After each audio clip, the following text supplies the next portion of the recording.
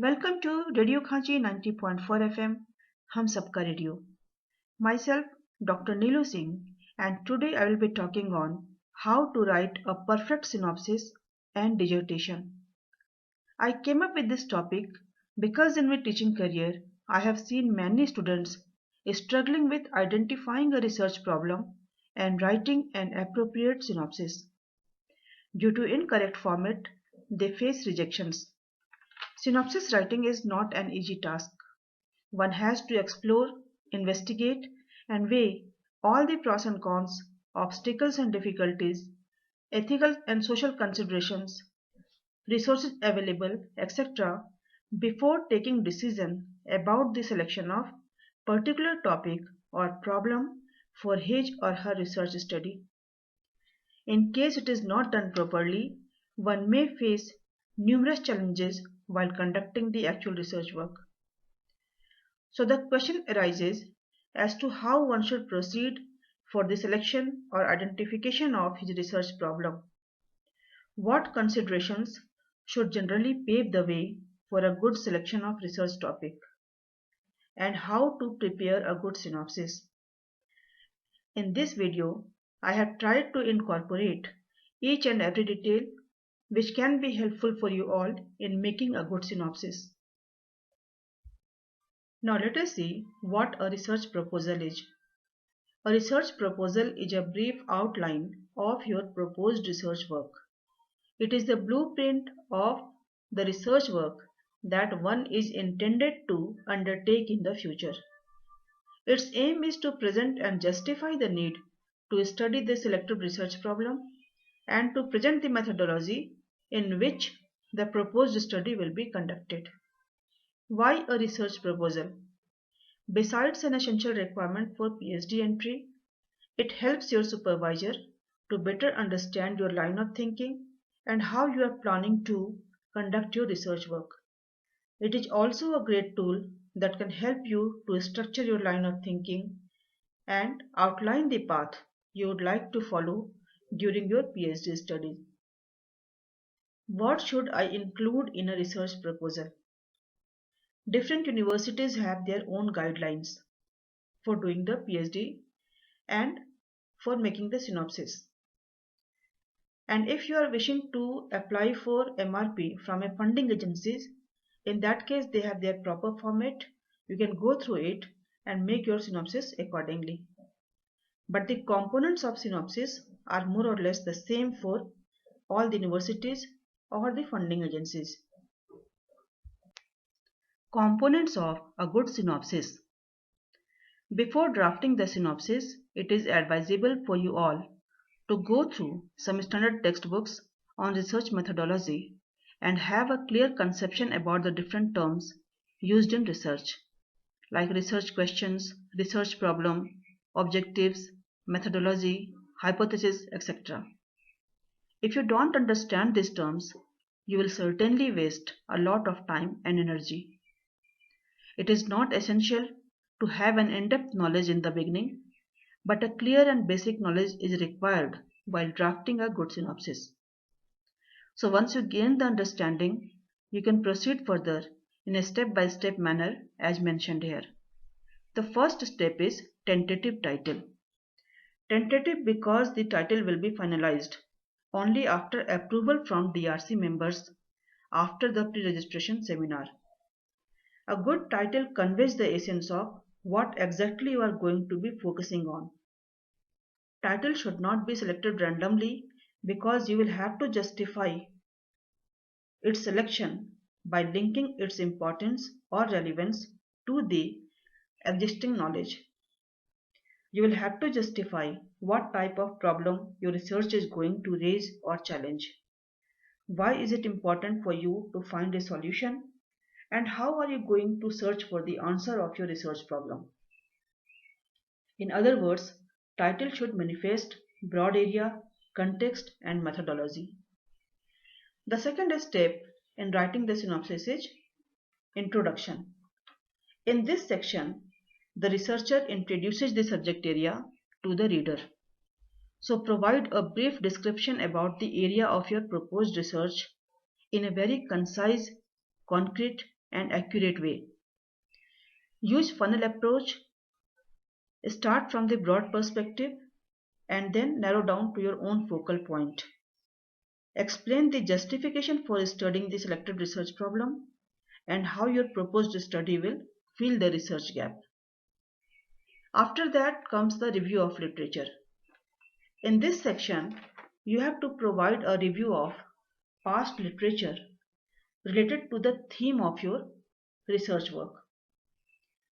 Here, you have to present a comprehensive summary and synthesis of past works done around the theme of your research work. The sources can be books, websites, journal, periodicals, government and corporate reports, etc.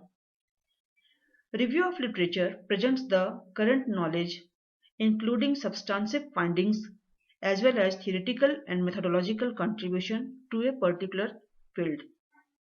The information given in the review should essentially be supported by references. Your review of literature should lead to and justify your research objectives and research gap.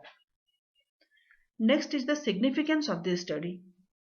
Here you have to explain how your research will refine, revise, or extend the existing knowledge in the subject area and what will be the potential outcomes.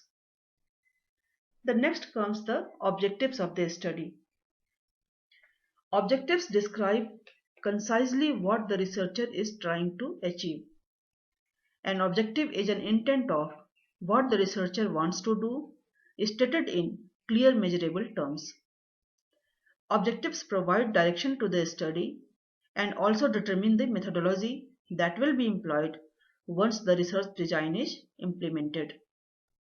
Apart from one overall objective or aim of the research, one has to write few specific objectives which are encompassed by but not a repetition of the overall objective. There is a useful mnemonic to help construct the appropriate objective, and it is SMART. SMART here, S stands for specific, M for measurable, A for achievable, R for relevant, and T for time related. So keeping these considerations, objective should be written in the form of a statement in a very clear-cut and pinpointed manner. Next step is research questions. Research questions start with what, why, and how, and they are essentially linked to the specific objectives of the study. Construction of well-defined research question has an impact on the research design and methodology and the likelihood of successful outcome. You have to link your research questions to the specific objectives. Next comes the hypothesis. Hypotheses are tentative assumptions or propositions that predict a relationship between two or more variables. These assumptions may be true or may not be true depending on the findings of the study, and they have to be statistically proved.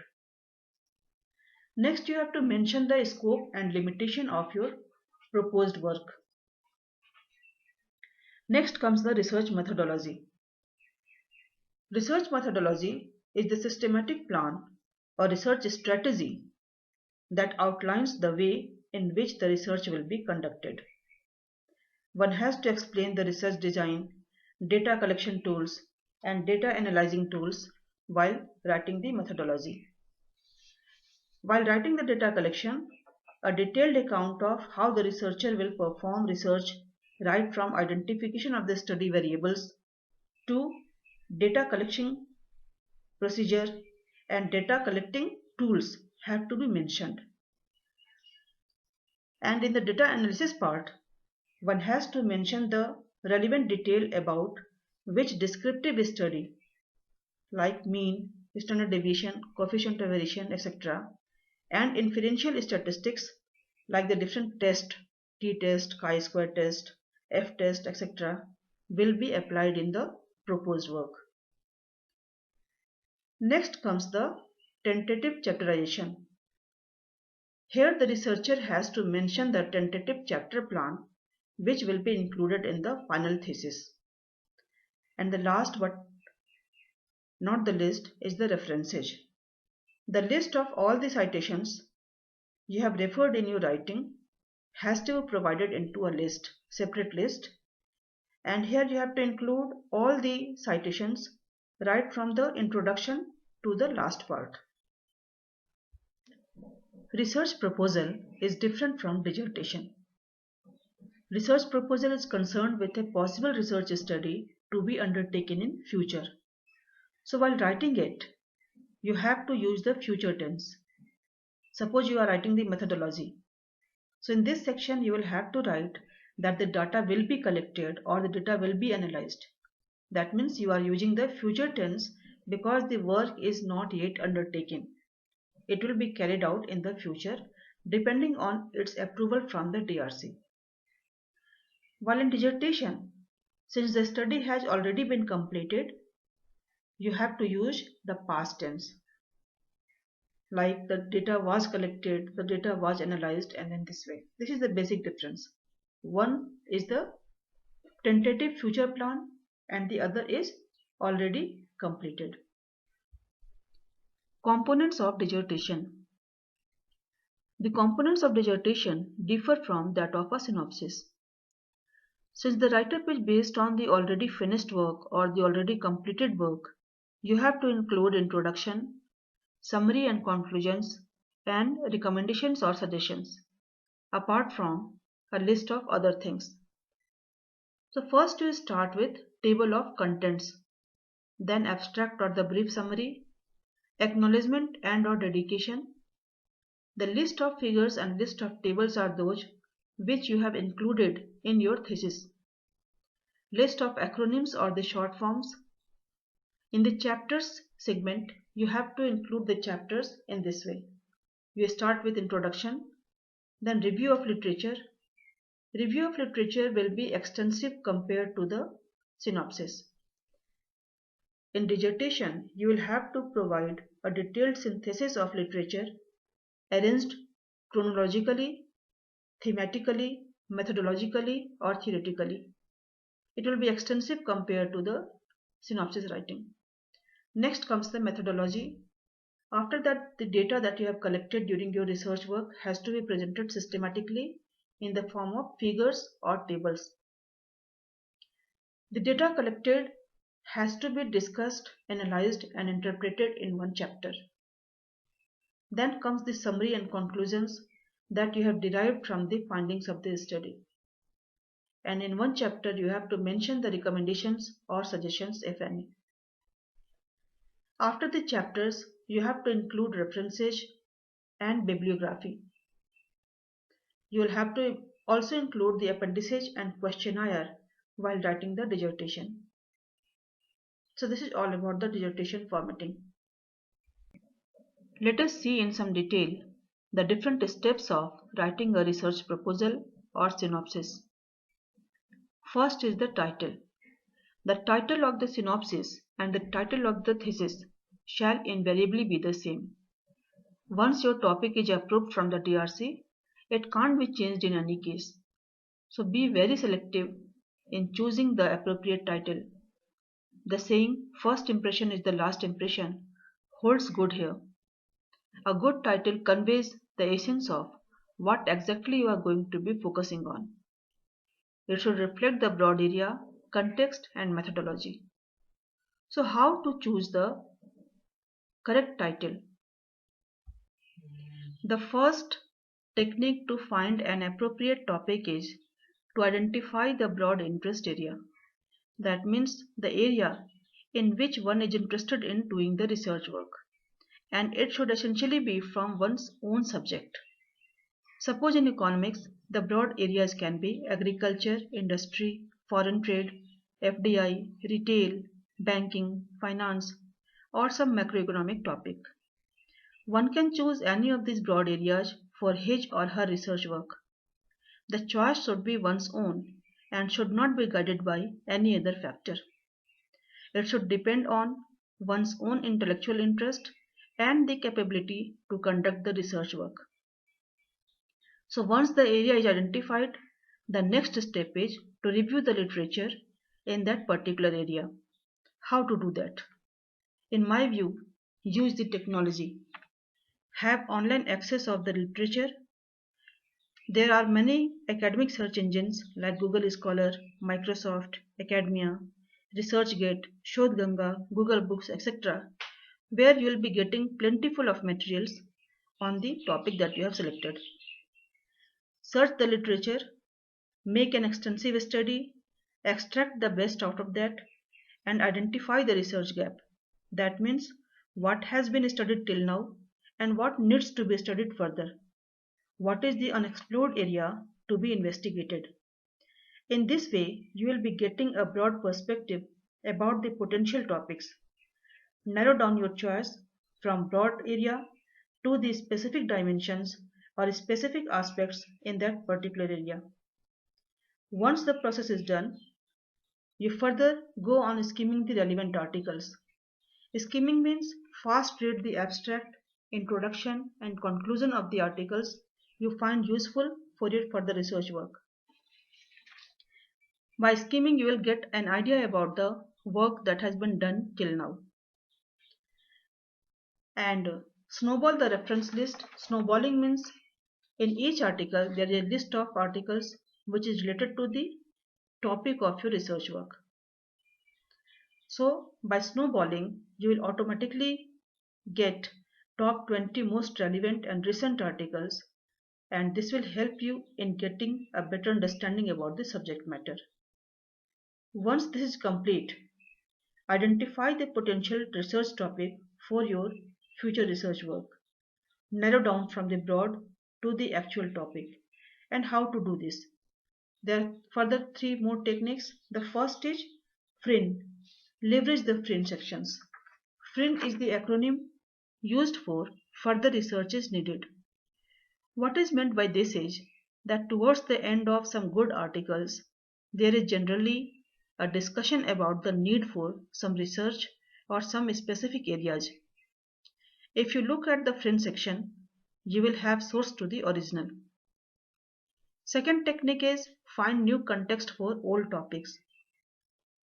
Explore how existing research is relevant and suitable in a specific context such as different country, different state, different industry, different demographic group or different socioeconomic group. Based on this, you can choose a topic which is potentially worth considering. You can justify that there has been extensive study done on this area, but further needs to be done more. And the third technique is brainstorming and mind mapping. Let your mind connect to the literature. Discuss more with the friends, with teachers, and come up with the list of ideas. But this method is not very structural. So using either one or a combination of techniques, you will find a few topics which may appeal to you.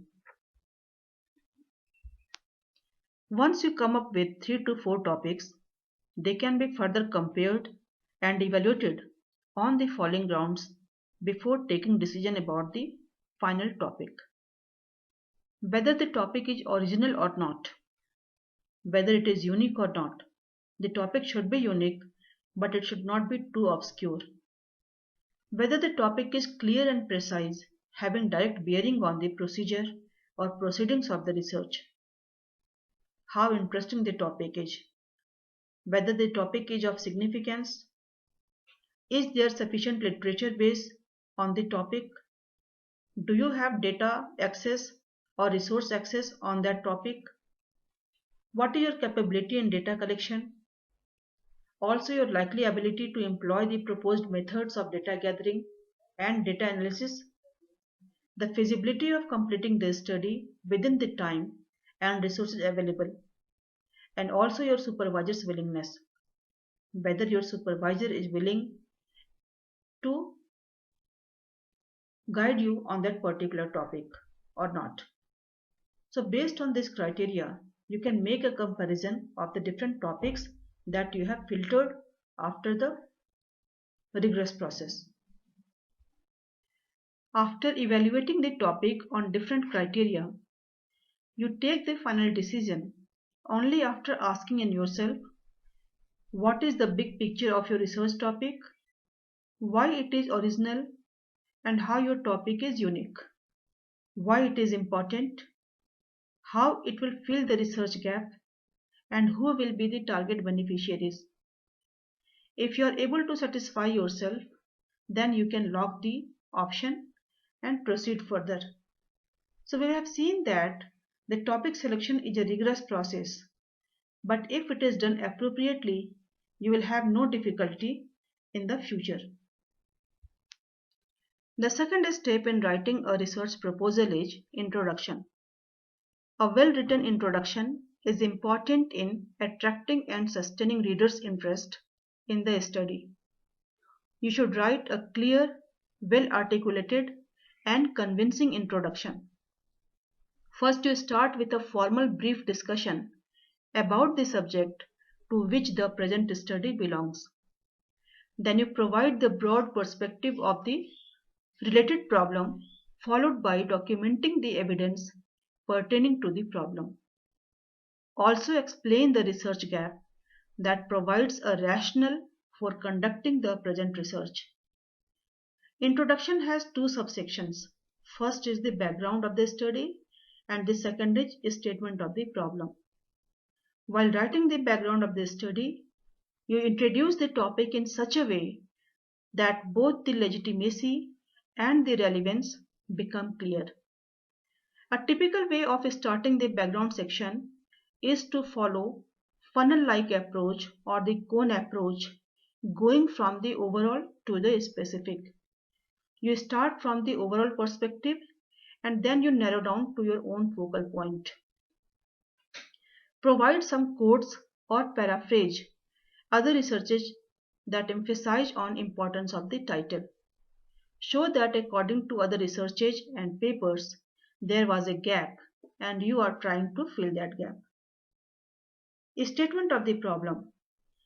State and define the research problem, that is the topic, in a clear and concise way about what the problem is, what needs to be investigated, what is its scope and limitation. The problem statement sets boundaries around the scope of the study, places the investigation within the context of present day knowledge, and clarifies the primary relationship and variables to be studied. Next step is review of literature. Review of literature covers past research and studies written and published around the theme of your research. It should introduce the knowledge gap and variables that are relevant to your research. Instead of just listing what previous research has done, try to synthesize the information in an argument that supports your research approach. Synthesis can be structured chronologically, thematically, methodologically, or theoretically. That is according to time, according to themes, according to methodology adopted, or according to the theories. The information given in the review should be supported by references. Consider the 5 C's of writing a literature review. First is cite. Keep the primary focus on the literature pertinent to your research problem. Second is compare. Compare the various arguments, theories, methodologies, and findings expressed in the literature. What do the authors agree on? Who applied similar approaches to analyze the research problem? Third is contrast.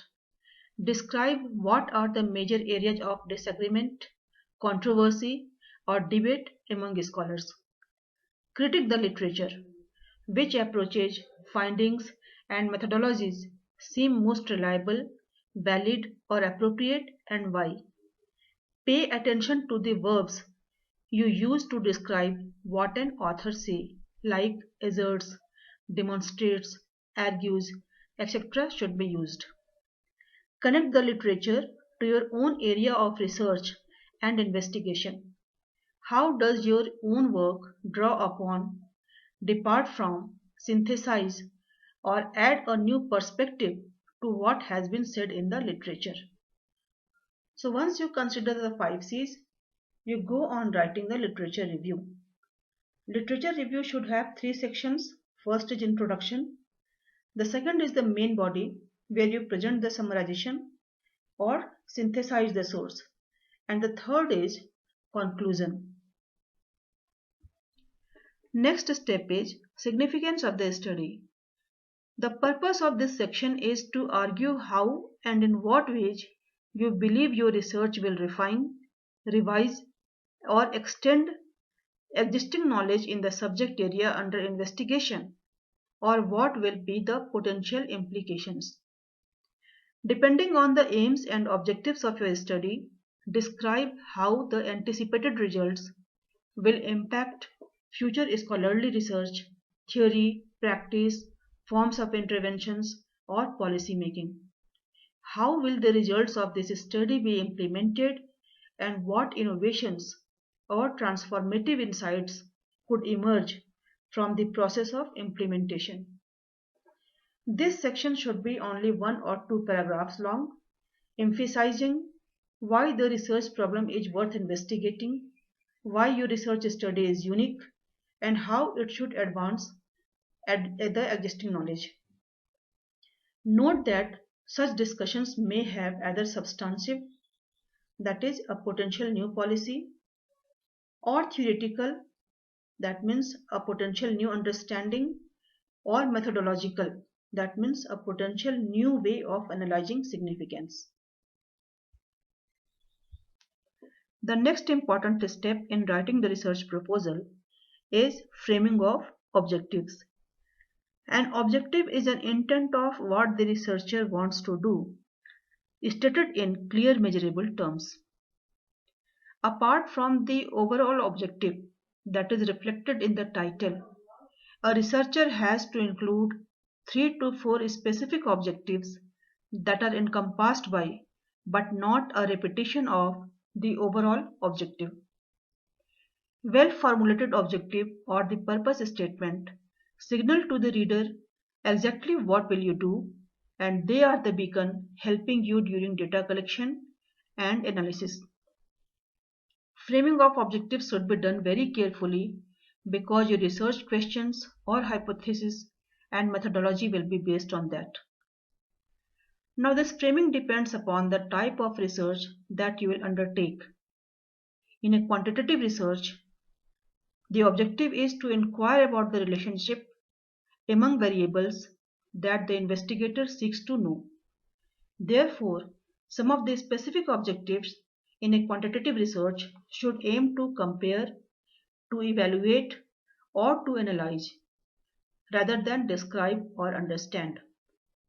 On the other hand, in a qualitative research, the investigator wants to explore a phenomenon or concept guided by 1 to research questions and a number of sub-questions.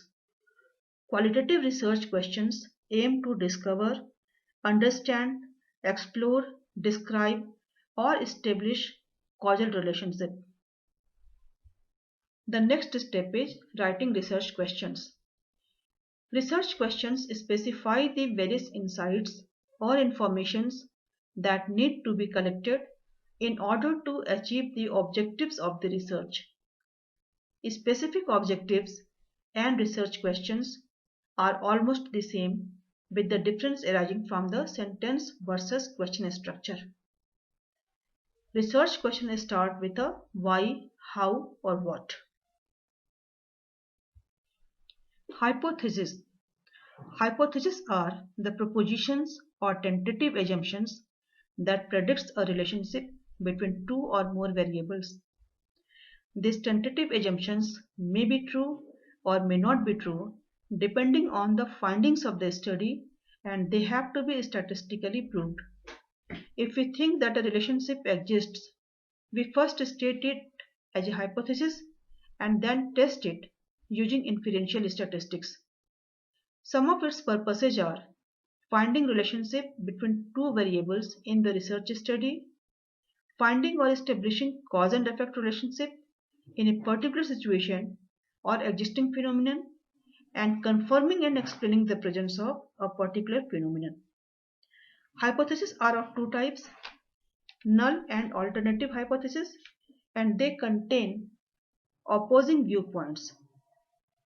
When we write the hypothesis in the research proposal, it is a statement of null hypothesis. They can be a statement of equality, they can be a statement of no relationship, or they can be a statement of no causal relationship.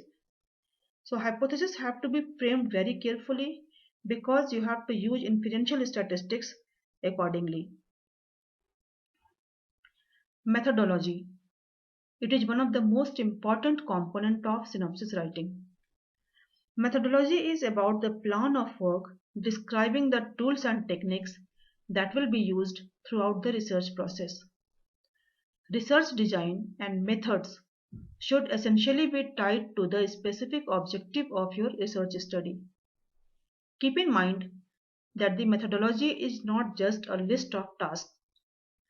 It is an argument as to why these tasks add up to the best way to investigate the research problem. You will have to justify the use of particular tool or technique. In this methodology, you have to enlist a number of things like selection of the field, sampling unit, sample size, how you are going to select the informants, what will be the technique of data collection. Here you have to give a detailed account of how you will perform research right from identification of the study variable, method of collection of data, and also data collecting tools. The description of data collection methods should always be as specific and realistic as possible so that you may not face difficulty at a later stage. Data processing and analysis. Here you have to give a relevant account of which descriptive statistics like mean, median, standard deviation, coefficient of variation, etc., or inferential statistics like the different tests like chi-square test, t-test, f-test, etc. will be used. Tentative chapterization. In this section you will have to provide a detailed account of the tentative chapters that you will be including in your final thesis. References. The purpose of a reference list is that the reader should be able to find the references used. Therefore, be sure to write the full reference in the reference list. All references in the text, including review of literature, must be in the list of references and vice versa. Here I have given the example of a book, website and journal. How to include them in the reference list. Hope this video to be useful in making a perfect dissertation and synopsis. Thank you.